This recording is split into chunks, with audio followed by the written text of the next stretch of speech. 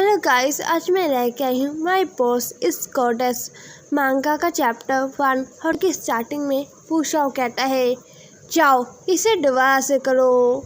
ये सुनकर रिनमू अपने मन में कहता है, ये कितना ज़रा बुरा है, इसने यही प्रोजेक्ट 7वीं बार रिजेक्ट किया है। एक लड़का खड़ा होता है और कहता है, डायरेक्टर फू, क्या मैं जान सकता हूँ कि आपको इस प्रोजेक्ट का कौन सा पार्ट पसंद नहीं आया? फूशाओ हंसता है और कहता है, कौन सा पार्ट? हो फूशाओ वो फाइल अपने हाथों में उठाता है और कहता है, इसका पहले पेज से लास्ट पेज तक ये फाइल एकदम घटिया है, किसी काम की है ही नहीं। निकल यहाँ से और इसे अभी के अभी दोबारा करो। ये सुनकर एक लड़की वहाँ से रोते हुए भाग जाती है। मीटिंग एंड होने के बाद सब लोग बाहर जाकर बातें करना शुरू कर देते हैं। एक रेड हेयर बॉय कहता है, वो कितना ज़रा बुरा है, वो अपने आप को समझता क्या है, उसका एटीट्यूड तुमने देखा? उसे क्या लगता है कि उसे विदेश से अवार्ड मिला है तो वो हमें नीचा समझ सकता है? यू हेवर कहता है, हाँ वो सच में बहुत ज़्यादा ही अननोइंग है, मुझे इसे देखकर काफ़ी ज़्यादा ही गुस्सा आता है। रिनमू अपने मन में कहता है, उस प्रोजेक्ट में गड़बड़ हो सकती है, पर उसने जैसे कहा वो तरीका उसका बहुत ज़्यादा ही गलत था। उसने बिल्कुल भी नहीं सोचा हमारे बारे में। हमने इस प्रोजेक्ट को करने के लिए कितना ज़्यादा ओवर टाइम काम किया था। और हमें बताया जाता है कि रिनमू दिए फैशन कंपनी में काम करता है, वो एक क्लर्क है। उसे इस कंपनी में काम करते हुए कम से कम 1 साल हो चुका है, पर कोई भी उसका कोलिग उसे नोटिस करता ही नहीं है। व्यू हेवर कहता है, हाँ बस करो, अब उस डेविल के बारे में हो जाए बात मत करो, चलो तो हम खाना खाने के लिए चलते हैं। रेड हेवर कहता है, हाँ हमें अभी भी काफ़ी ज़्यादा ओवर टाइम करना है, तो चलो पहले खाना खाने ही चलते हैं। ये सुनकर रिनमू कहता है, रुको क्या मैं भी? पर तभी वो तीनों आगे चल जाते हैं। रेड हेयर बॉय कहता है, मुझे ऐसा लगा कि किसी ने अभी अभी ही मुझे बुलाया। ये सुनकर एक गर्ल कहती है, क्या कह रहे हो, मुझे तो किसी की आवाज़ नहीं सुनाई दी। रिनमू पीछे खड़ा होते हुए अपने मन में कहता है, वो मैं था, मुझे फिर से इन्होंने इग्नोर कर दिया। हाँ अच्छा रहेगा कि मैं उस प्रोजेक्ट को करने का अपने आप ही कोई तरीका ढूंढ लूँ। उस डेविल ने मेरे काफ़ी ज़्यादा ही काम छोड़ दिया है, मुझे उस डेविल पर काफ़ी ज़्यादा ही गुस्सा आ रहा है। वो डेविल फूशाओ उसके पीछे खड़ा हुआ था, वो उसे ही देख रहा था। हमें नाइट का सीन दिखाया जाता है। रिनमू कैफे में बैठे हुए अपने मन में कह रहा था, मैं काफ़ी ज़्यादा ही थक चुका हूँ, मैं काफ़ी रातों से ओवर टाइम काम कर रहा हूँ। रिनमू एक आइस लाटे का ऑर्डर देता है और कहता है, उस लेडी को कहता है, क्या मैं वॉशरूम यूज़ कर सकता हूँ? वो गर्ल कहती है, हाँ तुम कर सकते हो। रिनमू की हालत काफ़ी ज़्यादा ही बुरी थी। वो लड़की भी रिनमू को देखकर अपने मन में कहती है, क्या वो ठीक है? उस वॉशरूम का दरवाजे का जो लॉक था वो टूटा हुआ था और वॉशरूम में से किसी की आवाज़ आ रही थी। हाँ मैं थक चुका हूँ और मुझे काफ़ी ज़्यादा ही नींद आ रही है। जैसे ही रिनमू डोर का दरवाजा खोलने के लिए हैंडल पकड़ता है, वो डोर अपने आप ही खुल जाता है और रिनमू अंदर देखकर बहुत ज़्यादा ही शौक हो जाता है, क्योंकि अंदर फूशाओ था, अभी लड़कियों वाले कपड़े में। फूशाओ भी रिनमू को देख लेता है, वो दोनों बहुत ज़्यादा ही चौंक जाते हैं। रिनमू दरवाजा फटाफट बंद करता है और कहता है, सॉरी। रिनमू को कुछ भी समझ नहीं आ रहा था कि उसने देख क्या लिया है। रिनमू अपने मन में कहता है, क्या ये वही आखिर के टेबल फूशाओ है, ये यहाँ पर क्यों है? एक सेकंड, उसने लड़कियों को स्कर्ट पहनी हुई थी। आखिर चल क्या रहा है? क्या मैं कोई सपना देख रहा हूँ? और यहीं पर वह चैप्टर 1 एंड होता है और चैप्टर 2 स्टार्ट हो जाता है। चैप्टर 2 की स्टार्टिंग में रिनमू ऑफिस में बैठा हुआ था और रिनमू फूशाओ के बारे में अपने फ़ोन में देख रहा था। फूशाओ के बारे में लिखा हुआ आता है कि फूशाओ एक जीनियस है, उसे नेक्स्ट जनरेशन का एक फैशन गुरु भी कहा जाता है। ये पढ़कर रिनमू अपने मन में कहता है, वाओ, मैं जैसे पर्सन को कभी भी समझ सकता ही नहीं हूँ। रिनमू एक पौधे को पानी दे रहा था और रिनमू कहता है, उसने लड़कियों वाले कपड़े पहने थे, पर ऐसा क्यों? शायद कोई गेम खेल रहा हो, उस गेम में वो हार गया जिस वजह से उसे ये करना पड़ा हो, या फिर ये कोई बड़ी सिटी का फैशन हो जिससे कोई फर्क नहीं पड़ता कि मुझे कैसा लग रहा है, पर मैं क्या से वो एक सिंपल सा बेशर्म इंसान होगा। एक सेकंड, उस डेविल को मैंने देख लिया था लड़कियों वाले कपड़ों में, ये बात उसे पता है, तो वो मेरे साथ क्या कर सकता है? मेरे ख्याल से वो मेरे लिए चीज़ें बहुत ज़्यादा मुश्किल बना देगा, या फिर मुझे फायर कर देगा, और या फिर मर्डर, वो मैं मर्डर कर देगा। नहीं, बिल्कुल भी नहीं। ये एक बड़ी सिटी है और मैं इसमें सेफ हूँ, है ना? रिनमू काफ़ी ज़्यादा ही डर जाता है अपने लास्ट ऑप्शन को सोचकर। रिनमू अपने मन में कहता है, नहीं, मैं बहुत ज़्यादा ही ओवर थिंकिंग कर रहा हूँ, वो ऐसा नहीं कर सकता। तभी एक लड़का कहता है, रिनमू। यह सुनकर रिनमू चौंक जाता है। वो लड़का कहता है, तुम्हें ऑफिस में बुलाया गया है। यह सुनकर रिनमू चौंक जाता है। रिनमू अपने मन में कहता है, या फिर ये हो सकता है वो मैं मर्डर कर सकता है। और हमें फूशाओ के ऑफिस का सीन दिखाया जाता है और फूशाओ के ऑफिस में कोई चीख कर कह रहा था, क्या तुमने क्या कहा? किसी ने तुम्हें देख लिया है अभी लड़कियों वाले कपड़ों में?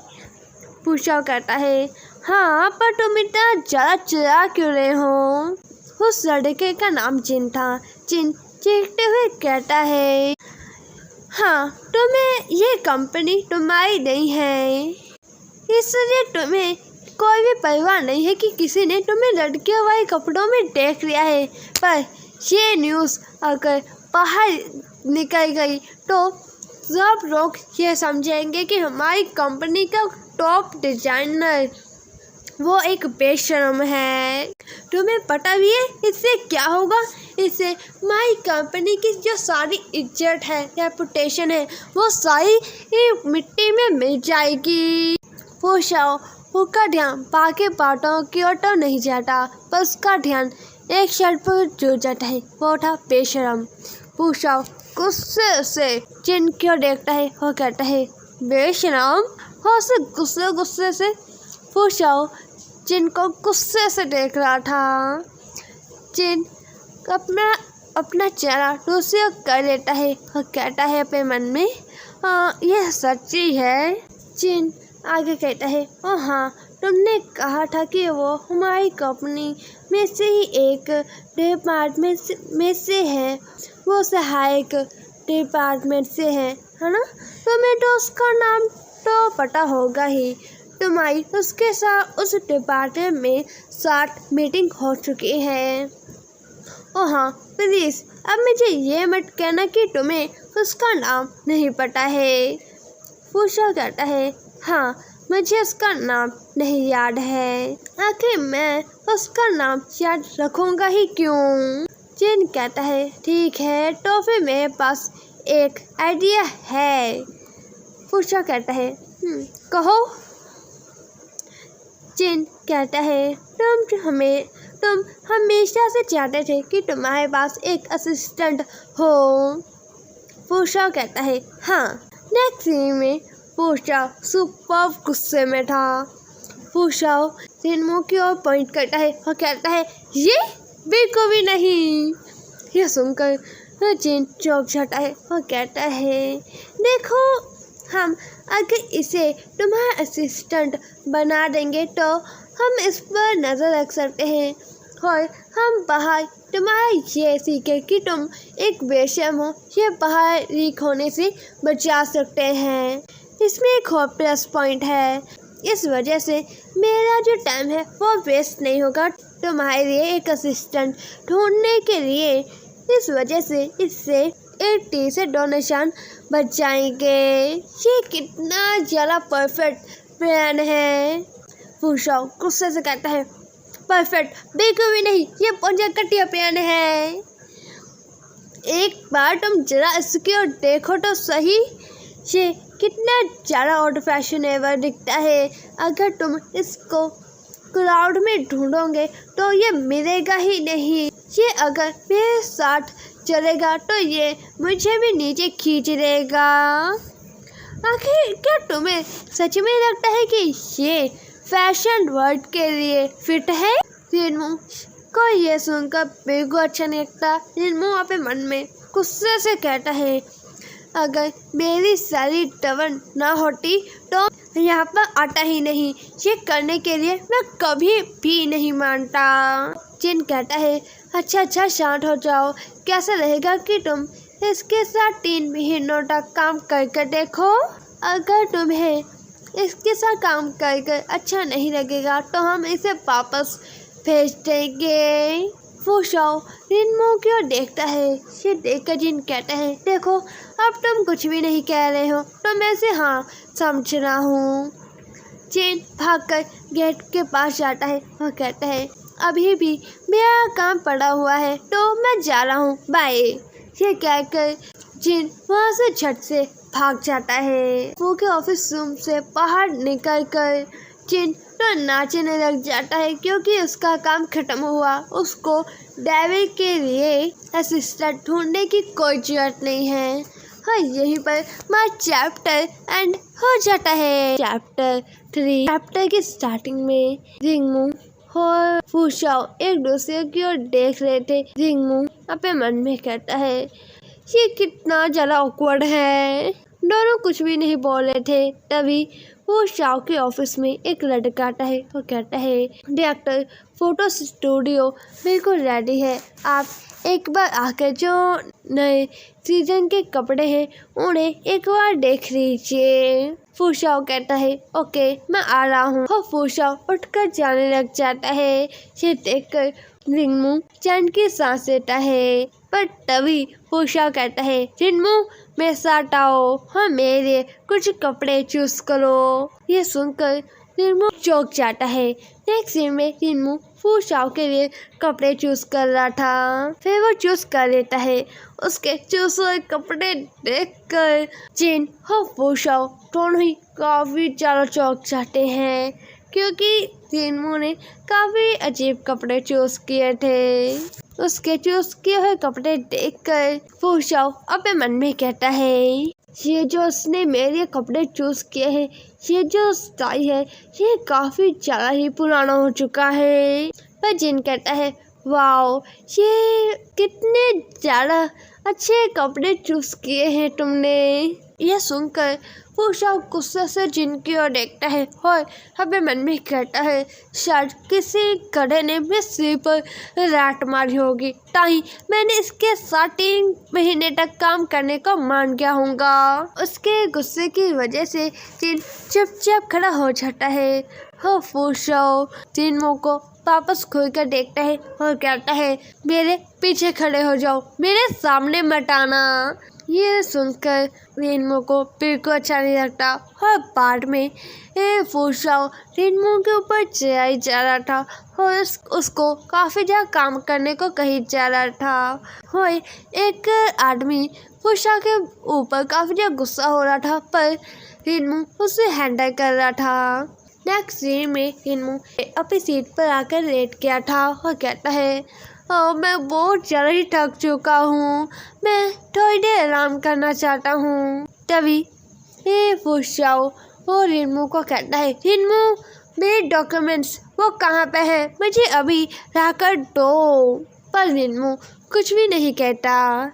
ये देखकर फुशाओ चौंक जाता है। फुशाओ अपने ऑफिस से बाहर जाकर कहता है, रिन्मू तुमने सुना नहीं जो मैंने कहा? पर रिन्मू आराम से सो रहा था। रिन्मू के पास कुछ डॉक्यूमेंट्स भी पड़े हुए थे। वो डॉक्यूमेंट्स फुशाओ देखता है और अपने मन में कहता है, इसके स्टैटिक बिल्कुल भी अच्छा नहीं है, पर इसने अपनी सीमाओं को पार कर लिया है। फुशाओ स्माइल करता है और कहता है, तुमने काफी ज़्यादा अच्छा काम किया है, इसलिए अब मैं तुम्हें छोड़ रहा हूँ। सोते हुए रिन्मू कहता है, डेविल दूर जाओ, भाग जाओ यहाँ से। ये सुनकर फुशाओ को गुस्सा आता है। फुशाओ गुस्से से अपने मन में कहता है, डेविल। पर फुशाओ रिन्मू को ऐसे आराम से सोते हुए देखकर उसे कुछ भी नहीं कहता, वहाँ से जाने लग जाता है। और फुशाओ कहता है, मैं इसे छोड़ रहा हूँ, मैं इसे बाद में देख लूँगा। पर फुशाओ वापस आता है और रिन्मू के ऊपर एक कंबल डाल देता है। रिन्मू फुशाओ को बाहर जाते हुए देख लेता है, पर उसे पता नहीं लगता कि वो फुशाओ है। रिन्मू अपने ऊपर कंबल देखता है और कहता है, ये कंबल मेरे ऊपर किसने डाला? तभी रिन्मू के पास एक लड़का आता है और कहता है, रिन्मू डॉक्टर चाहते हैं कि तुम उस फैक्ट्री में जाकर पता करो कि हमारे जो न्यू डिज़ाइन के कपड़े थे वो कब आएंगे। रिन्मू कहता है, ओ ठीक है। और रिन्मू उस फैक्ट्री के में चला जाता है और कहता है, डॉक्टर वांग कहते हैं, ओ लिटिल रिन्मू तुम कैसे हो? मैंने तुम्हें काफ़ी समय से देखा नहीं है, लगता है कि तुम किसी और डिपार्टमेंट में चले गए हो। रिन्मू कहता है, हाँ मुझे अभी ही हेड ऑफिस में ट्रांसफ़र किया गया है। ओ हाँ, मैं ये पूछने आया था कि जो नए कपड़े हैं वो कब आएंगे। ये सुनकर डॉक्टर माँ कहते हैं, ओ ऐसा है कि बट तभी चैप्टर 3 एंड हो जाता है और चैप्टर 4 स्टार्ट हो जाता है। चैप्टर 4 के स्टार्टिंग में डॉक्टर 1 कहते हैं, वो ऐसा है कि डॉक्टर 1 रिन्मू को पकड़ लेते हैं और कहते हैं, रिन्मू तुम्हें मेरी हेल्प करनी होगी, असल में एक छोटी सी प्रॉब्लम आ गई है, इसे हम वो कपड़े इस वक्त नहीं पहुंचा सकते। ये सुनकर रिन्मू शॉक हो जाता है। नेक्स्ट सीन हमें फुशाओ के ऑफिस का दिखा जाता है। फुशाओ कहता है, अच्छा उस फैक्ट्री को पैसों की कमी आ रही है, पर इसमें हम अब क्या कर सकते हैं? क्या हम वेट करें कि वो अपने पैसों का इंतजाम करें और हमारा ऑर्डर कंप्लीट करके हमें दें?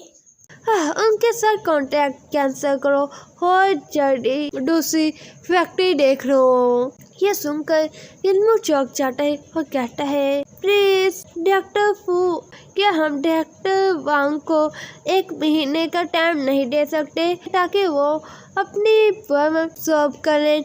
हम कम से कम उन्हें 30 दिन का टाइम तो दे ही सकते हैं। और हमने अगर दूसरी फैक्ट्री वो देख भी ली, पर फिर भी हमें वो ऑर्डर देने होंगे और उतना ही टाइम लग जाएगा। हमें एक दूसरे की हेल्प करनी चाहिए ताकि प्रॉब्लम जल्दी ही सॉल्व हो जाए। फुशाओ खड़ा होता है और कहता है, हेल्प करनी चाहिए एक दूसरे की। इस वक्त हम खड़े कहाँ पे हैं? इस सुकोई में या फिर तुम्हारे घर में? और फुशाओ रिन्मू के पास जाने लग जाता है। फुशाओ दबाव में पिन कर देता है और कहता है, ये एक कंपनी है, एक काम करने की जगह जहाँ पर बस प्रॉफिट देखा जाता है।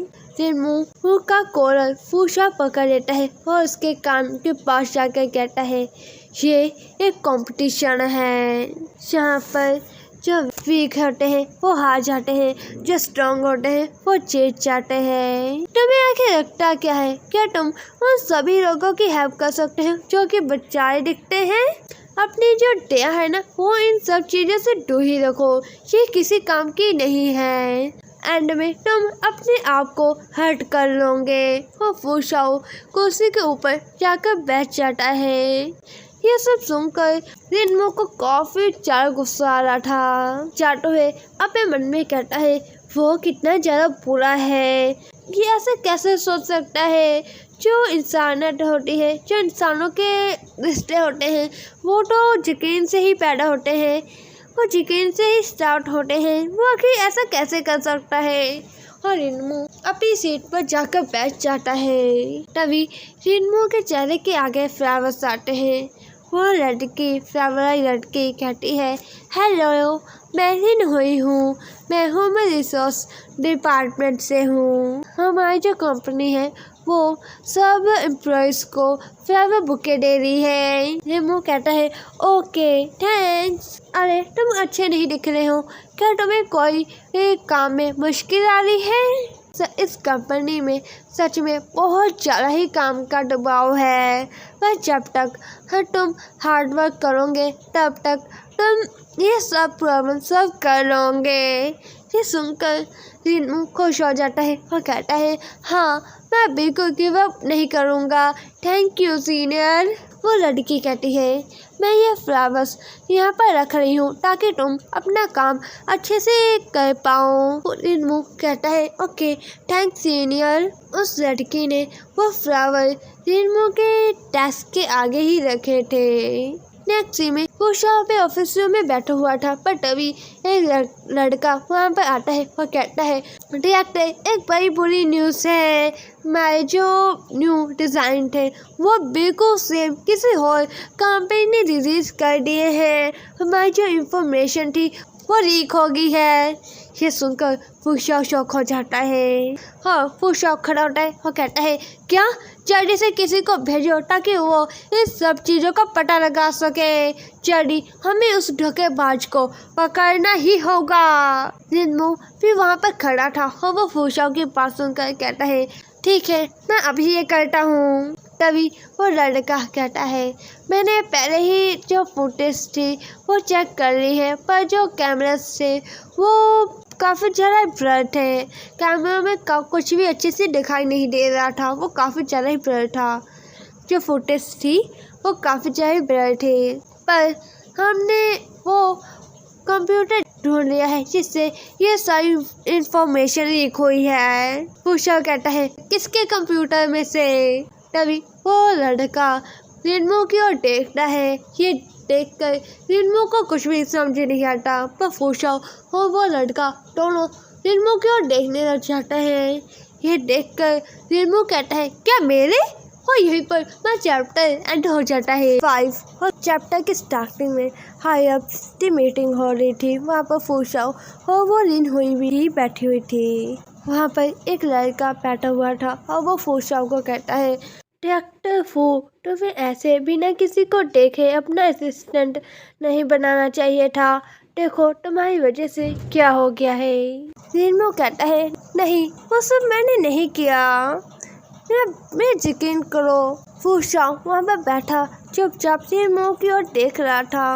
वो लड़का कहता है वो जो डिज़ाइन है वो तुम्हारे कंप्यूटर से लीक हुए हैं और उसका पासवर्ड सिर्फ तुम्हें ही पता था, क्या तुम अपने आप को एक्सप्लेन कर सकते हो। रिनमो कहता है मुझे नहीं पता कि ये कैसे हुआ है, पर सच में वो सब मैंने नहीं किया। रिनहुई कहती है ये कितना ज़्यादा घटिया है, तुमने एक गलती की है, वो भी काफ़ी ज़्यादा घटिया गलती, और तुम अब उस गलती को मान भी नहीं रहे हो कि तुमने वो गलती की है। तुम फिर भी अपने आप को बचाने की कोशिश कर रहे हो, क्या तुम्हें बिल्कुल भी शर्म नहीं आ रही है। ये सब सुनकर रिनमो चौंक जाता है और कहता है मिस रिनहुई कहती है तुम सच में कितने ज़्यादा घटिया हो।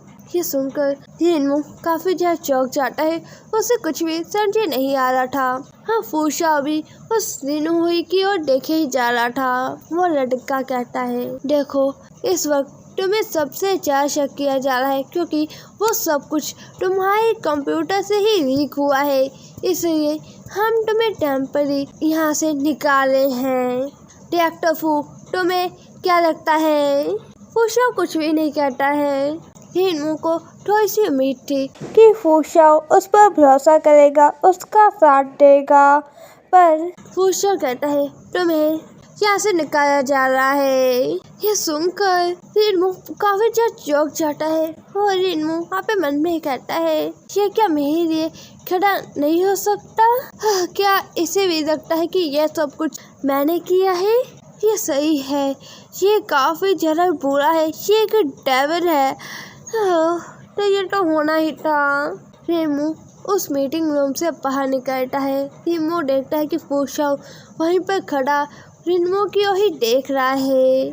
फूशाओ रिनमू को कुछ कहने ही जा रहा था, पर रिनमू फटाफट फूशाओ के पास से निकलने लग जाता है। ये देखकर फूशाओ चौंक जाता है। फूशाओ रिनमू की ओर मुड़ता है और कहता है क्या तुम्हें मुझे कुछ भी नहीं कहना है? ये सुनकर रिनमू रुकता है और बिना पीछे देखे ही कहता है मुझे पता है कि तुम मुझसे क्या कहना चाहते हो। तुम टेंशन मत लो, मैं तुम्हारा सीक्रेट किसी को भी नहीं बताऊंगा।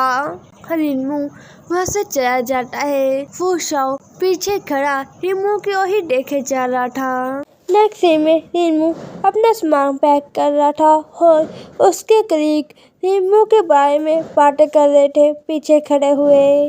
एक कहता है देखो ये कितना ज्यादा बुरा है, पहले मैं इसके बारे में ये सब कुछ बिल्कुल भी नहीं कह पाती थी, देखने में ये कितना ज्यादा भोला भाला लगता है। हाँ, इसने पहले तुम्हारी हेल्प की थी ना, शायद उस हेल्प के पीछे भी इसका कोई इंटेंशन होगा।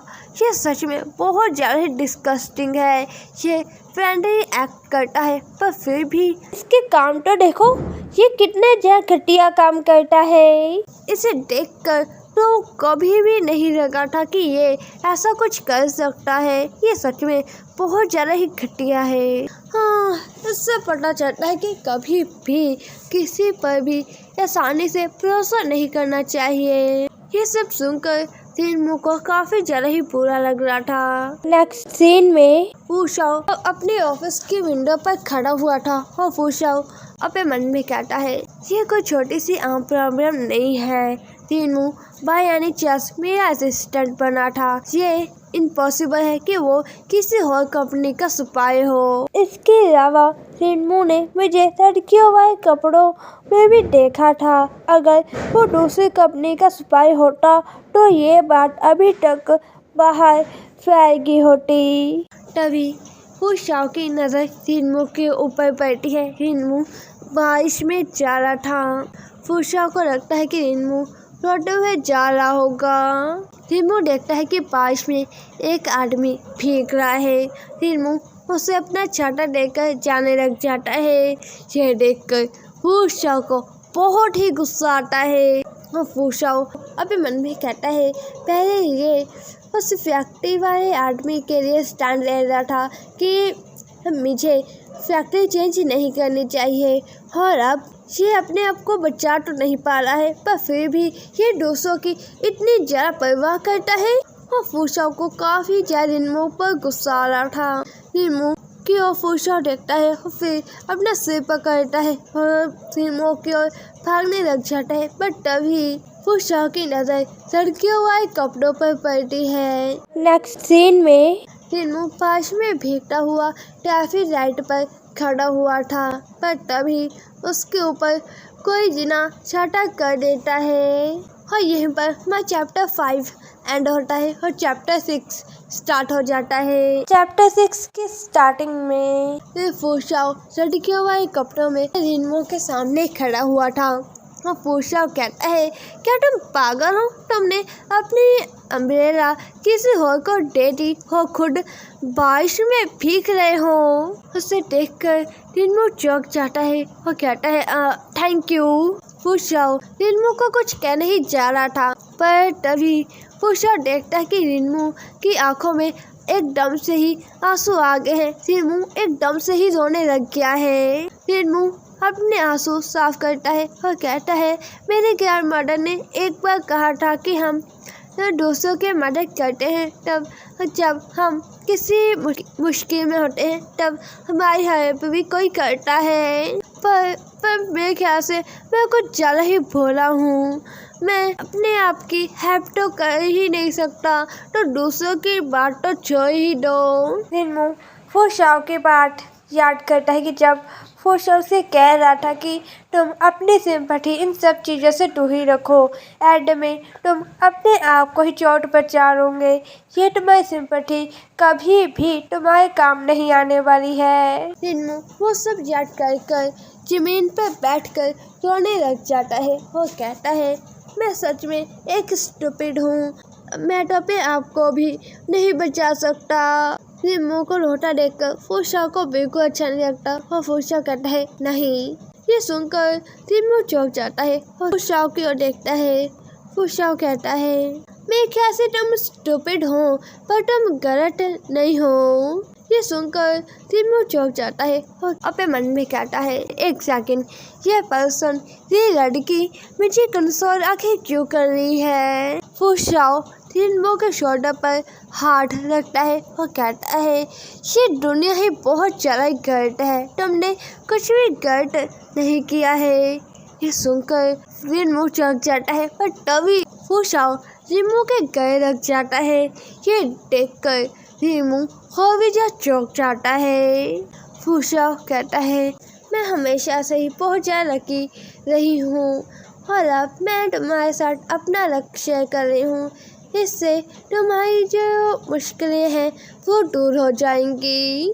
जो गॉड है वो तुम्हें अपना आशीर्वाद देगा, तुम्हारा लक वो बढ़ जाएगा।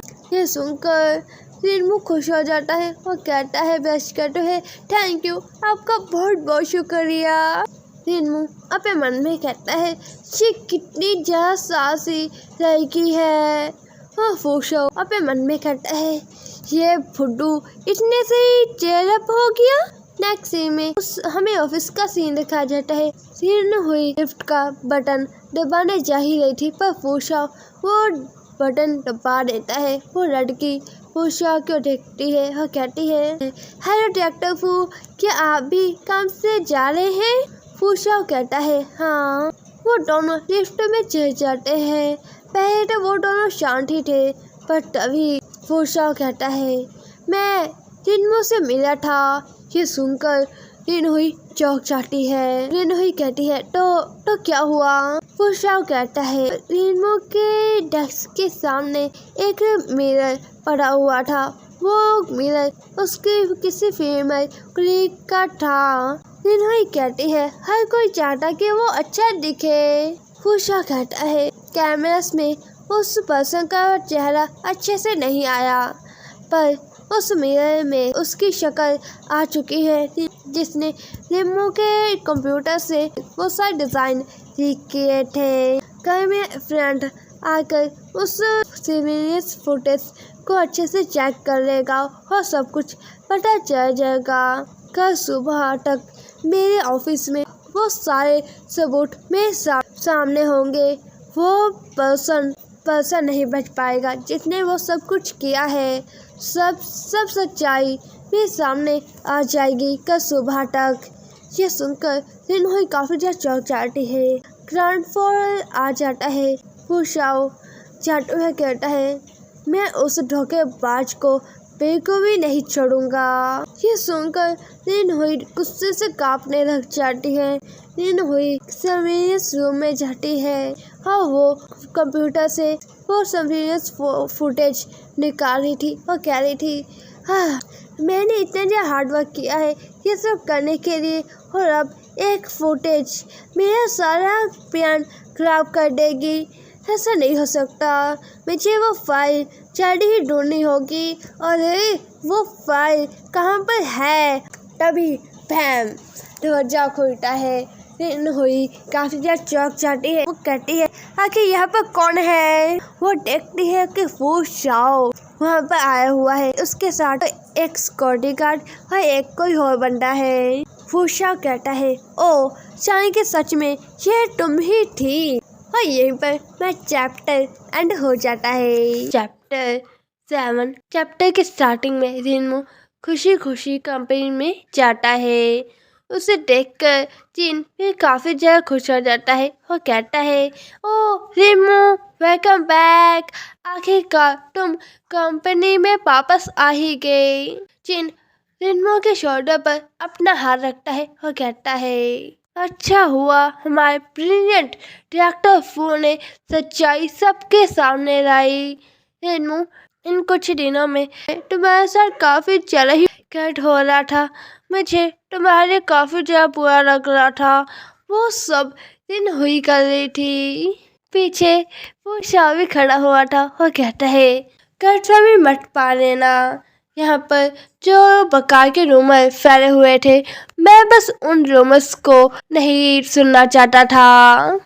वो शाह की ये बात सुनकर जिन अपने मन में कहता है, ओ ये अकड़ू। पर इनमू खुशी से प्यारी सी स्माइल करते हुए वो शाह को कहता है, थैंक यू डायरेक्टर फू। उसकी यह स्माइल देखकर वो शाह का दिल जोर से धड़कने लग जाता है। वो शाह अपनी फीलिंग्स कंट्रोल करता है। और इनमू अपने मन में कहता है, तो डायरेक्टर फू को मुझ पर यकीन था, पर ये सब कुछ मेरी गॉडेस के रख की वजह से ही हुआ है। मुझे मेरी गॉडेस का थैंक्स करना चाहिए। पर तभी रिनमू उदास हो जाता है और रिनमू अपने मन में कहता है, वो कितना ज़्यादा बुरा है, मैं गॉडेस का नाम पूछना ही भूल गया। रिनमू ये सब कुछ सोच ही रहा था, तभी फूशाओ कहता है, ओके वेलकम पार्टी यहीं पर खत्म होती है। फूशाओ जाते हुए कहता है, डायरेक्टर जीन, तुम काफी जल्दी आलसी हो। तुम्हारा काफी सारा काम पड़ा हुआ है। तुम्हें जाकर वो काम खत्म करना चाहिए पहले। ये सुनकर जिन कहता है, हे कौन आलसी है, मैं बस अपने कुलीग के साथ अच्छा हो रहा हूँ। तभी रिनमू कहता है, ओ डायरेक्टर फू मेरी बात सुनिए। और रिनमू फूशा के पीछे भागता है। फूशा रुकता है और रिनमू की ओर देखता है। रिनमू कहता है, असल में डायरेक्टर फू, जो आपने मुझे पहले कहा था, मैंने उसके बारे में सोचा। आप जो कह रहे हैं सही है।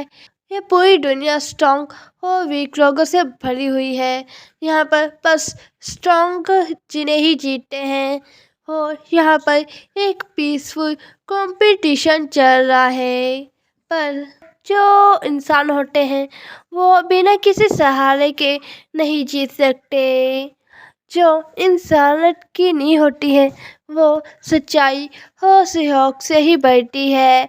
इसलिए मैं अभी भी इस पर बिलीव करना चाहूँगा कि लोगों की भलाई करने से हमारा भी अच्छा होता है और दूसरों की हेल्प करना मेरी सबसे बड़ी खासियत है। अगर आपको कभी भी मेरी मदद की जरूरत होगी तो मैं अपना बेस्ट दूंगा आपकी मदद करने के लिए। वो शाओ रिनमू के पास सुनकर चौंकता है और फिर हंसते हुए कहता है, तुम सच में बहुत ही ज्यादा जिद्दी हो। फूशा को हंसता देखकर रिनमू थोड़ा सा चौंक जाता है, पर तभी फूशा गुस्से से कहता है, तो अगर मुझे तुम्हारी हेल्प की जरूरत नहीं होगी तो इसका मतलब तुम मेरी हेल्प नहीं करोगे। ये सुनकर रिनमू और भी चौंक जाता है। रिनमू अपने मन में कहता है, इसका मूड कितनी छेती चेंज होता है। नेक्स्ट सीन में रिनमू फोन पर बात कर रहा था। रिनमू कह रहा था, सच में डायरेक्टर वांग, वाओ ये कितना ज़्यादा अच्छा है।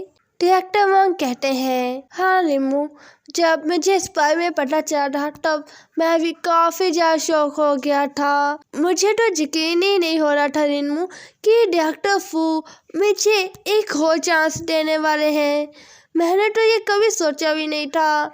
रिनमू, तुमने इसके लिए काफ़ी ज़्यादा ही मेहनत की होगी। तुम्हारा बहुत बहुत शुक्रिया रिनमू। बिना इस ऑर्डर के मेरी फैक्ट्री वो बंद हो जाती। रिनमू कहता है, कोई बात नहीं, ये तो कुछ भी नहीं था डायरेक्टर वांग। रिनमू को ऐसे बात करते हुए देखकर फूशाओ के चेहरे पर भी स्माइल आ जाती है। फूशाओ अपने ऑफिस में जाता है। वो देखता है कि उसकी चेयर पर चिन बैठा हुआ है। चिन कहता है हम एक साथ काम कर सकते हैं, पर हो जिन फूशाओ की ओर घूमता है और फूशाओ के स्टाइल में कहता है पर मैं तुम्हें मार्केट में जो फैब्रिक का प्राइस है उससे 5% कम पैसे दूंगा। ये सब देखकर फूशाओ की बॉडी बंद थी और फूशाओ बस जिन को ही देख रहा था। फूशाओ अपना चेहरा दूसरा कर लेता है। जिन कहता है मुझे पता था ये कुछ ज़्यादा ही हो गया, पर तुमने फैक्ट्री को एक और चांस दे दिया जिस वजह से वो फैक्ट्री अब बंद नहीं होगी। ये तुम्हारा स्टाइल नहीं है, आखिर तुम ऐसे कब से बन गए। ये सब सुनकर फूशाओ अपना चेहरा दूसरी ओर कर देता है और अपनी सीट पर जाकर बैठ जाता है। जिन कहता है आखिर तुमने ये सब कुछ कहाँ से सीखा। फूशाओ कहता है मैं हमेशा से ही बहुत अच्छा है। मैं हमेशा से ये विश करता हूँ कि ये पूरी दुनिया शांति से और प्यार से रहे। ये सुनकर जिनको आता है गुस्सा और कहता है आखिर क्यों मुझे तुम पर जमा सा ही यकीन क्यों नहीं हो रहा है, और तुम ऐसे बिल्कुल भी नहीं हो। जिनकी नज़र मुंह पर जाती है और जिन कहता है ओ हाँ, वैसे तुम उसे वापस क्यों लेके आए हो, क्या तुम उससे नफरत नहीं करते थे। ये सुनकर फूशाओ काफी ज्यादा चौंक जाता है और खड़ा होता है और कहता है वो काफी जरा पे काम में अच्छा है। फूशाओ खिड़की के पास जाके कहता है इसके अलावा वो हमारी काफी ज्यादा मदद कर सकता है, उसके कोई भी चांसेस नहीं है कि वो कोई सफाई हो। क्या पता उसका जो टेस्ट है वो अच्छा ना हो, इसलिए वो कोई सफाई ना हो, पर मेरे ख्याल से उसका ये एटीट्यूड ये अच्छा है। पर हाँ, मैं से नफरत बिल्कुल भी नहीं करता। ये सुनकर जिन हंसते कहता है ओ तुम अगर उससे नफरत नहीं करते हो तो इसका मतलब तुम उसे पसंद करते हो। और यहीं पर हमारा चैप्टर 7 एंड होता है और चैप्टर 8 स्टार्ट हो जाता है। चैप्टर 8 की स्टार्टिंग में रेनमू कॉफी बना रहा था और उसके पीछे 2 लड़कियां बात कर रही थी। एक लड़की कहती है ओ मुझे तो रीन हुई काफ़ी ज़्यादा अच्छी लगती थी, मुझे नहीं पता था कि वो ऐसा कुछ काम कर सकती है। दूसरी लड़की कहती है मुझे उसकी असलियत कभी भी नहीं पता थी, मुझे पता ही नहीं था कि वो ऐसा कुछ कर सकती है। उसने खुद डिज़ाइन ठीक किए और किसी और का नाम उसने लगा दिया। पर उस लड़के का नाम क्या था। पहली लड़की कहती है मेरे ख्याल से रिन्मू या कुछ और उसका नाम था, वो कुछ दिन पहले ही यहाँ पर आकर काम करना शुरू कर दिया है। दूसरी लड़की कहती है मुझे कभी भी नहीं लगा था कि चोर इतनी छेती पकड़ा जाएगा, कि डॉक्टर फू के साथ पंगा रहना काफ़ी ज़्यादा ही बुरा होगा। ये सब बातें सुनकर रिन्मू अपने मन में कहता है इन लोगों ने ये भी नोटिस नहीं किया कि ये जिसके बारे में बात कर रही हैं वो यहीं पर खड़ा है। मुझे इनके लिए काफ़ी ज़्यादा ही शर्म महसूस हो रही है। वो दोनों लड़कियां वहाँ से जाने लग जाती है और एक लड़की कहती है मैं भी चाहती हूँ कि मैं डॉक्टर फू के साथ काम करूँ, मैं इसलिए उसका चेहरा हर दिन देख पाऊंगी। यह सुनकर दूसरी लड़की कहती है क्या तुम उसकी हर रोज डांट सुनना चाहती हो, मैं शर्त लगा सकती हूँ कि तुम वापस आ जाऊंगी 2 दिनों के अंदर अंदर ही। ये सुनकर रिन्मू फिर से अपने मन में कहता है ऐसा लगता है कि कुछ एम्प्लॉय अभी भी डॉक्टर फू को काफ़ी ज़्यादा ही पसंद कर रहे हैं। जो पिछली बार जो घटना हुई थी वो कब की पूरी तरीके से सॉल्व हो चुकी है, पर अभी भी लोग उस बारे में बात कर रहे हैं। रिमू अचानक जाता है और कहता है, आखिर क्यों मुझे ऐसा फील हो रहा है कि इन रूमर्स की वजह से मैं एकदम से ही काफ़ी ज़्यादा ही फेमस हो चुका हूँ। तभी एक लड़का जिसका नाम विलियम था वो फूशा को ढूंढ रहा था, पर तभी उसकी टक्कर रिमू से हो जाती है, जिस वजह से वो कॉफ़ी विलियम के कपड़ों के ऊपर गिर जाती है और रिमू का चश्मा वो भी गिर जाता है। विलियम अपने कपड़े देख रहा था, रिमू अपने चश्मे ढूंढ रहा था। विलियम कहता है, ओ नो, मेरे कपड़े ये अब गंदे हो गए। ये सुनकर रिमू कहता है, ओ प्लीज़ मुझे माफ़ कर देना, पर क्या तुमने मेरे चश्मे देखे हैं? विलियम कहता है, मेरे कपड़े बहुत ज़्यादा ही गंदे हो चुके हैं, हाँ भला किसे तुम्हारे चश्मों की फिक्र होगी। तभी विलियम एक पैर आगे बढ़ाता है और रिमू के चश्मे टूट जाते हैं। ये देखकर विलियम चौंक जाता है और कहता है, ये मैंने जानबूझकर नहीं किया है। रिमू कहता है, ओ कोई बात नहीं, हो प्लीज़ मुझे माफ़ कर देना, मेरी वजह से आपके कपड़े गंदे हो गए। पर रिमू ये सब कह रहा था विलियम को, पर वो वाटर कूलर को उसका चेहरा था, वो वाटर कूलर को विलियम समझ रहा था। ये देखकर विलियम चौंक जाता है और कहता है, पर मैं तो इधर खड़ा हूँ ना।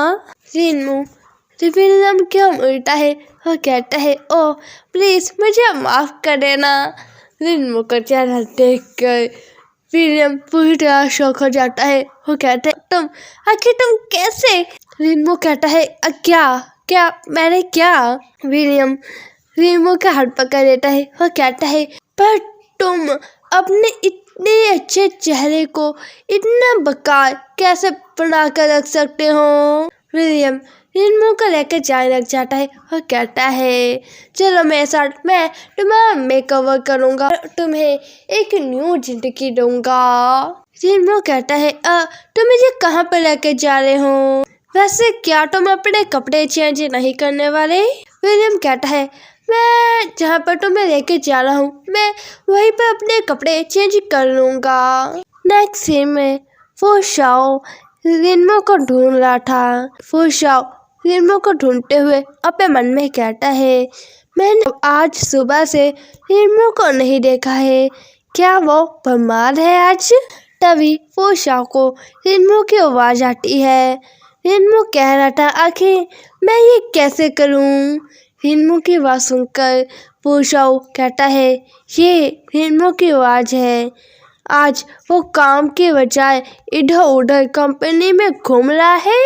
तभी विलियम कहता है, हे हीरो मत। रिमू कहता है, हे नहीं, मैं ये नहीं कर सकता, ये काफ़ी ज़्यादा ही अजीब है। ये सुनकर फूशाओ चौंक जाता है और वो गुस्से से उस दरवाजे की ओर देखने लग जाता है। तभी विलियम कहता है, ओ ये सब कुछ तुम बस मुझ पर छोड़ दो। रिमू कहता है, नहीं, ये काफ़ी ज़्यादा ही अजीब है, बहुत ज़्यादा ही, ऐसा मत करो। जैसे ही फूशाओ दरवाजा खोलता है तभी रिमू उसकी बाहों में आकर गिर जाता है। फूशाओ रिमू को कहता है, आखिर तुम क्या कर रहे थे? रिमू फूशाओ की ओर देखता है और क्या कहता है, डॉक्टर फूशाओ रिमू को ऐसे देखकर चौंक जाता है और कहता है, तुम? तभी विलियम कहता है, ओ फूशाओ। विलियम रिमू को अपनी ओर कर लेता है और कहता है, फूशाओ तुम इसके बारे में क्या सोचते हो? आखिर कैसे तुमने इतने अच्छे हीरो को पहचाना नहीं है? मैं अब ये कह सकता हूँ कि मेरी आंखें काफ़ी ज़्यादा ही तेज है, मैंने इतने अच्छे हीरो को ढूंढ लिया है। जो दूसरे लोग होते हैं वो मेरी तरह नहीं होते, इससे उन्होंने इतने अच्छे हीरो को नहीं देखा है। मेरा टेस्ट सच में काफ़ी ज़्यादा ही अच्छा है ना? पर फूशाओ विलियम की बातें थोड़ी सी भी नहीं सुन रहा था और फूशाओ बस रिमू की ओर देख रहा था और अपने मन में कहता है, क्या ये सच में वही पम्पकिन है? फूशाओ कहता है, आखिर तुम दोनों कर क्या रहे थे? विलियम कहता है, सेंसेस लगा रहे थे। आखिर तुम्हें क्या लगा हम क्या कर रहे हैं? यह सुनकर फूशाओ की बर्थडे बन विलियम समझ जाता है, पर रिन्मू कुछ भी नहीं समझता। फूशाओ रिन्मू को कहता है, आज तुमने ऐसे कपड़े क्यों पहने हैं? रिन्मू कहता है, ओ मैं अभी ये कपड़े चेंज कर कर आता हूँ। ये सुनकर फूशाओ रिन्मू का हाथ पकड़ लेता है और कहता है, नहीं वो मेरा मतलब नहीं था। फूशाओ की ये बात सुनकर रिन्मू अपने मन में कहता है, तो मैं कपड़े चेंज करूं या फिर नहीं? फूशाओ कहता है, जैसे हम देखते हैं वो सब कुछ नहीं होता, पर तुम एक फैशन कंपनी में काम करते हो, इससे तुम्हें ऐसे अपनी इमेज बनाकर रखनी चाहिए। ये सुनकर विलियम अपने मन में कहता है, ओ ये घुमा घुमा कर इसे ये कह रहा है कि तुम इन कपड़ों में काफी ज्यादा अच्छे लग रहे हो, इसलिए तुम्हें ये कपड़े चेंज नहीं करने चाहिए। विलियम रेनबो का हाथ पकड़ लेता है और कहता है, जब भी तुम फ्री हो तो तुम मेरे पास आ सकते हो, ठीक है? मैं तुम्हारा मेकअप करूँगा। मेरे पास काफ़ी स्टाइल के कपड़े पड़े हुए हैं जो मैं तुम पर ट्राई करना चाहता हूँ। रेनबो कहता है, ओ ठीक है। विलियम ने रेनबो का हाथ पकड़ा हुआ था, ये देखकर फूशाओ को बिल्कुल अच्छा नहीं लगता। फूशाओ रेनबो का हाथ पकड़ लेता है और विलियम को कहता है, विलियम तुम ऐसे ही हर दिन बस घूमते रहते हो, क्या तुम्हारे पास काम नहीं है? मैं तुम्हें कह रहा हूँ, मैंने जो तुम्हें डिज़ाइन दिए थे वो तुमने बनाकर मुझे इस महीने के एंड तक नहीं दिए तो मैं तुम्हें इस महीने की सैलरी नहीं दूंगा। फूशाओ रेनबो को खींच कर लेकर जाने लग जाता है। ये सब सुनकर विलियम को एक छोटा सा हार्ट अटैक आ जाता है और रोते हुए विलियम कहता है, फूशाओ तुम्हारा दिल कितना पत्थर दिल है। तुम बस तभी मुझसे मीठी मीठी बातें करते हो जब तुम्हें मेरी जरूरत होती है, और जब तुम्हें मेरी जरूरत नहीं होती है तुम मुझे विलियम कहते हो। ये सब सुनकर रिन्मू अपने मन में कहता है, ओह तो क्या फूशाओ के लिए ये जरूरी है? मैं ये इमेजिन ही नहीं कर सकता कि फूशाओ कैसा दिखता होगा जब वो इससे मीठी मीठी बातें कर रहा होगा। और क्या ऐसा हो सकता है कि फूशाओ लड़कियों वाले कपड़े पहनता है क्योंकि ये एक गे है? और यहीं पर हमारा चैप्टर एंड हो जाता है। चैप्टर 9 चैप्टर की स्टार्टिंग में रिन्मू लड़कियों से पूरा घिरा हुआ था और वो कह रही थी, रिन्मू क्या सच में ये तुम ही हो? मेरी आंखें तो तुमसे हट ही नहीं रही। एक लड़की रिन्मू को ऐसे देखकर शॉक हो जाती है। उसे ऐसे देखकर उसकी फ्रेंड कहती है, क्या तुम पहले उसके साथ काफी ज्यादा बुरी नहीं थी? लंबे बालों वाली लड़की कहती है, आखिर किसे पता था कि वो इतना ज्यादा हैंडसम हो जाएगा। वो दोनों लड़कियां रिन्मू के पास जाती है और एक लड़की कहती है, रिन्मू मुझे तो पहले बिल्कुल भी नहीं पता चला कि तुम इतने ज्यादा हैंडसम हो।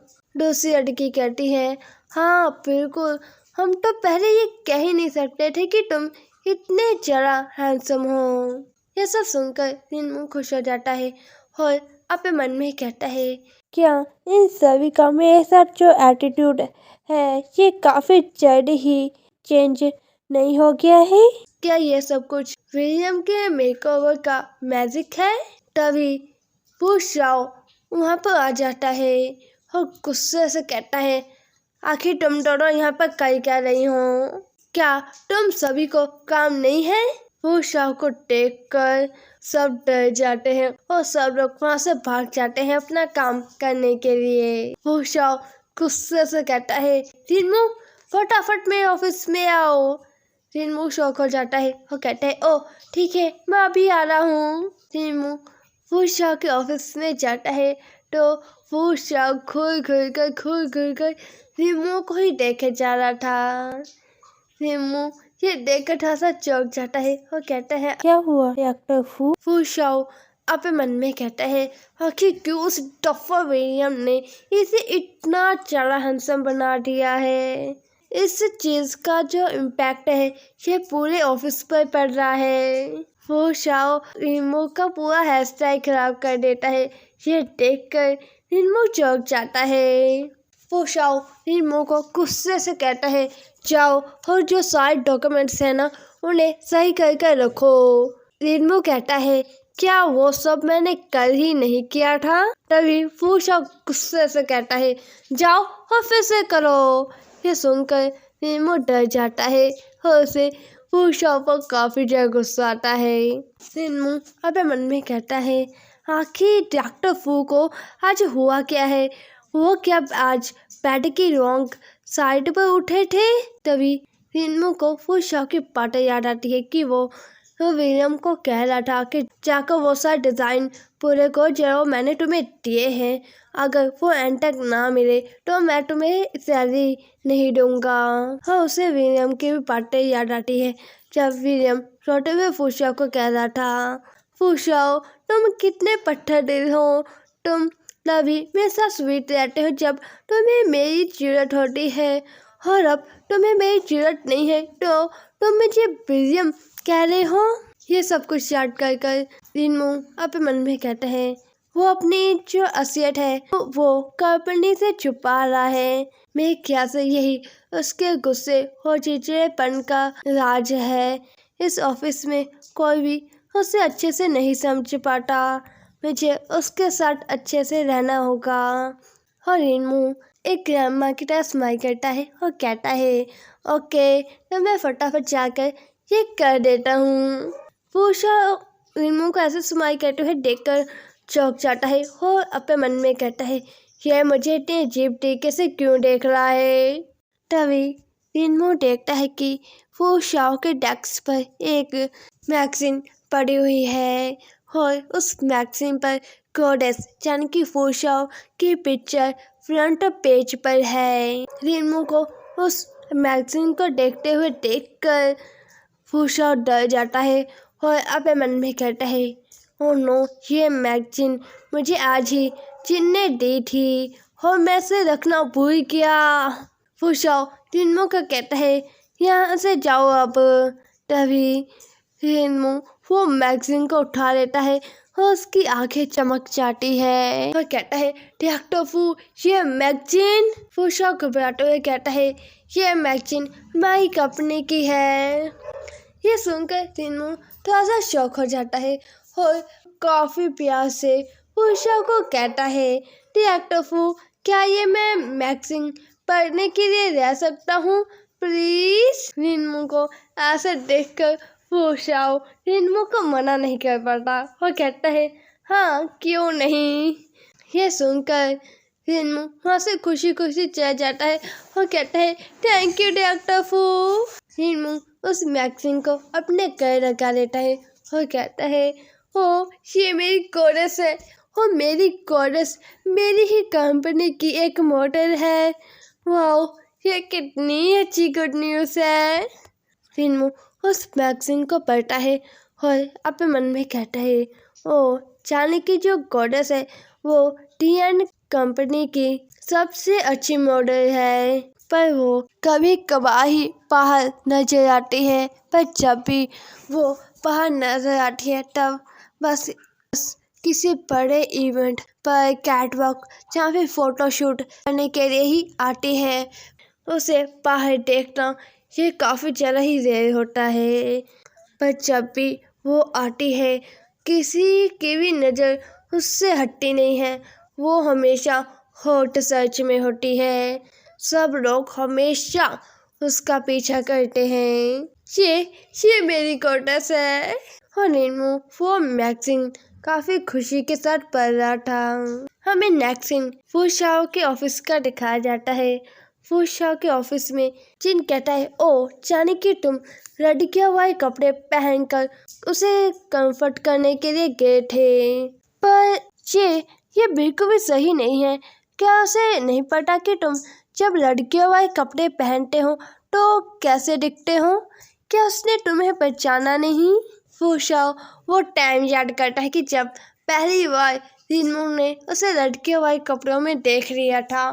और फूशा अपना सिर पकड़ कर कहता है, जब उसने मुझे पहली बार लड़कियों वाले कपड़ों में देखा था तब मैं अपने कपड़े चेंज कर रहा था और उस वक्त मैंने अपनी विग और मेकअप वो उतार दिया था। उसका रिएक्शन काफ़ी ज़्यादा ही बुरा था उस दिन। मुझे नहीं लगता कि उसने मुझे पहचाना होगा। जिन कहता है, ओ जाने की निम्मू अभी तक नहीं जानता कि जिस लड़की ने उसे चाटा दिया था वो तुम हो और अभी वो तुम्हारी मैगजीन लेकर गया है। जिन फूशा को टीज करते हुए कहता है, ओ बरसात वाली शाम को सड़क पर जो बातें हुई होगी तुम दोनों की, वो बातें सच में काफी ही प्यार भरी होंगी ना? क्या तुमने उसके साथ कुछ भी नहीं किया या फिर किया? क्या तुमने उसके लिए ही अपने फीमेल वर्जन में आ गए थे? जिनके ये बात सुनकर फूशा ब्रश करता है और जिनसे अपनी नजर हटा देता है। ये देखकर जिन शौक हो जाता है और कहता है, क्या सच में तुमने उसके साथ कुछ किया था? तुम पहले उससे सच में उसे पसंद नहीं करते थे? फूशाओ क्या तुम्हारा फीमेल वर्जन इतना ज़्यादा अलग है? यह सुनकर फूशाओ को गुस्सा आता है और फूशाओ जिन को धक्के मारकर अपने ऑफिस से बाहर निकाला था और कहता है, आप यहाँ से निकल भी जाओ। जिन कहता है, रुको रुको अभी भी मुझे इस बारे में और ज़्यादा जानना है। पर फूशाओ जिन को अपने ऑफिस से धक्के मारकर बाहर निकाल देता है और फूशाओ वो सब चैट कर बहुत ज़्यादा ही बेहोश हो रहा था। और यहीं पर हमारा चैप्टर 9 एंड होता है और चैप्टर 10 स्टार्ट हो जाता है। चैप्टर 10 के स्टार्टिंग में रिनमू ऑफिस जा रहा था और रिनमू टाइम देखते हुए कहता है, ये हेयर स्टाइल ये सच में एक मुसीबत है। मैंने आज सुबह उठकर इस पर जेल भी लगाया था पर ये बाल मुझसे सेट ही नहीं बैठ रहे हैं और अब मैं लेट हो रहा हूँ। रिनमू जा ही रहा था पर उसकी नज़र पड़ती है फूशाओ पर और फूशाओ को देखकर रिनमू चौंक जाता है और कहता है, ये मेरी गॉडेस है। रिनमू फटाफट फूशाओ के सामने जाता है और कहता है, एक्सक्यूज मी क्या तुमने मुझे पहचाना? तुमने एक दिन जब बारिश हो रही थी तब तुमने मुझे छाता दिया था। रिनमू काफी जल्दी ब्रश कर रहा था। फूशाओ पे मन में कहता है, तो अब ये क्या करना चाहता है? तभी रिनमू थोड़ा सा जोर से नर्वस होते हुए कहता है, क्या मैं तुम्हें एक छोटी सी ट्रीट दे सकता हूँ? फूशाओ ये सुनकर चौंक जाता है और रिनमू काफी जल्दी ब्रश कर रहा था। फूशाओ अपने मन में कहता है, लगता है कि सच में रिनमू ने मुझे नहीं पहचाना है और कहता है, क्या तुम मुझे ट्रीट देना चाहते हो? रिनमू अपना सिर हाँ में हिलाता है। फूशाओ ये सुनकर स्माइल करता है और कहता है, हाँ क्यों नहीं। नेक्स्ट सीन में वो दोनों एक कॉफी शॉप पर थे। रिनमू काफी ज्यादा नर्वस था। रिनमू फूशाओ को देखते हुए अपने मन में कहता है, मैंने ये कभी भी नहीं सोचा था कि मैं अपने कोडेक्स के साथ खाना खाऊंगा। फूशाओ उसे काफी अजीब तरीके से देख रहा था। ये देखकर रिनमू काफी देर चौंक जाता है। ब्रश भी कर रहा था रिनमू और रिनमू अपने मन में कहता है, पर कोडेक्स मुझे ऐसे क्यों देख रही है? फूशाओ कहता है, आखिर क्यों तुम मुझे ट्रीट देना चाहते हो? यह सुनकर रिनमू काफी ब्रश करते हुए कहता है, तुमने मुझे उस दिन चाटा दिया था जब बारिश हो रही थी और इस वक्त मुझे लगा कि तुम काफी ज़्यादा ही ब्यूटीफुल हो और काइंड भी। मेरे दिल में सच कहूँ तो तुम एक गॉडेस हो।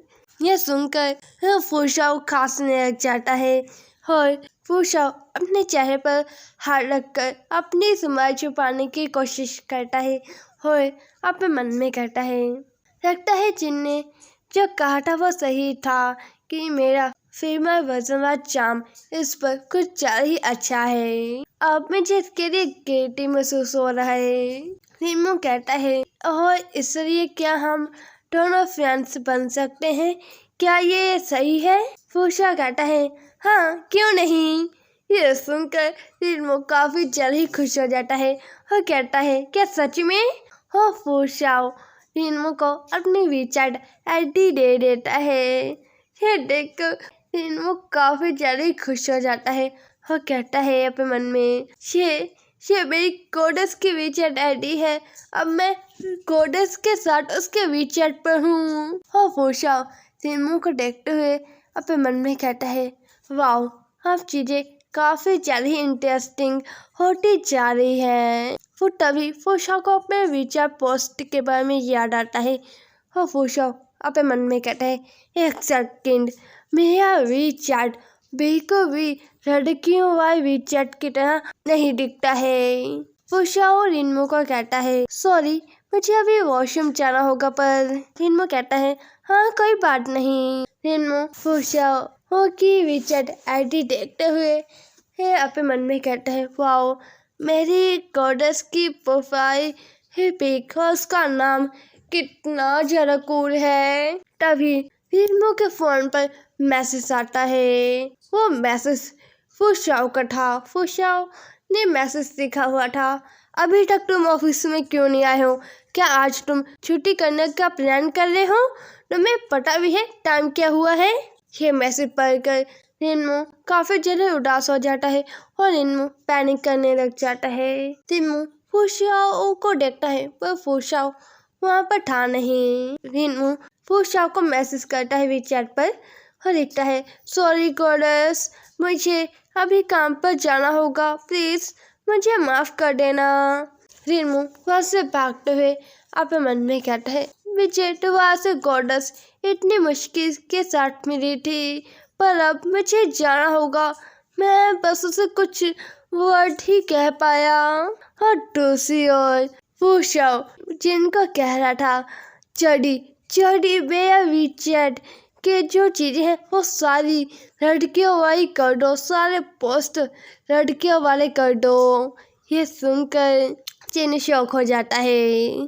रीमू फालतू है कंपनी में पहुंचता है और फूशाओ के ऑफिस में जाकर कहता है, सॉरी मैं लेट हो गया। फूशाओ कहता है, आखिर तुम कर क्या रहे थे? तुम इतने ज्यादा लेट क्यों हो?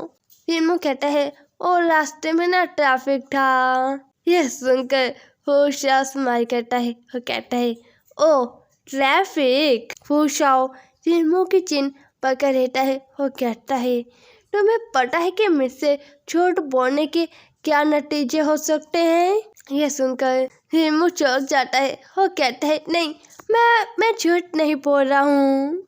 फूशाओ रीमू की चिन छोड़ देता है और कहता है, ओके जाओ, जो नेक्स्ट वीक मीटिंग होने वाली है उसके जो डॉक्यूमेंट्स हैं वो रेडी करो। रीमू कहता है, हाँ मैं अभी करता हूँ।